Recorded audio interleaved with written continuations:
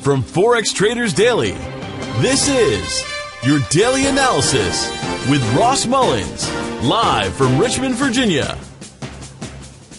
Hello everyone, this is today's video analysis for March 27, 2018. Today we're taking a look at the USDJPY, the US dollar versus the Japanese yen for today's trade analysis. We're looking here at the daily time frame, and clearly this currency pair has been in a downtrend for quite some time. We go all the way back to October, and we can see the highest high up here towards the mid 114s.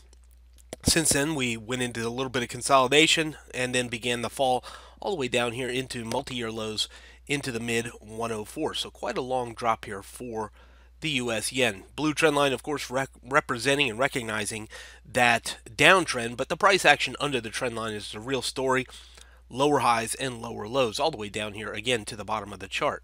However, over the past couple of days, we've seen some signs of support and maybe even some signs of reversal. Let's go ahead and zoom it in one time down here at the bottom of the chart. And I want to take a look at the last three candles as we saw. Well, let's take a look at the last four candles. The first red candle pushing underneath the 105.40 level for the first time. You can see historical support under that, above that yellow shaded area, and finally breaking through there on Thursday. Friday, we moved all the way down to the, well, let's just look at the close of this candle. The close of this candle, 104.71, and that was our last candle on Friday, 104.71, closing there. And then Monday, or the next candle here, opens up at 104.65, so slightly lower on the open of this week's candle, or yesterday's candle, slightly lower than the close of the previous day. And then we see yesterday closing all the way back up here at 105.40 above the open of Friday's candle. So really, this candle yesterday becomes a bullish engulfing candle, completely opening below it and closing above it, completely engulfing Friday's move. So very interesting there. That may be our first signs of some sort of short or long-term reversal here for the US yen with that bullish engulfing candle right there.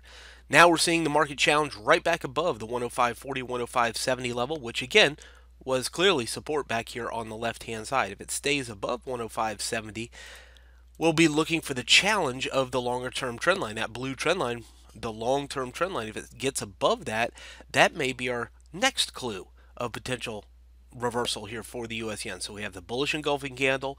Well, I guess our next clue is staying above 105.40, 105.70, which is historical support.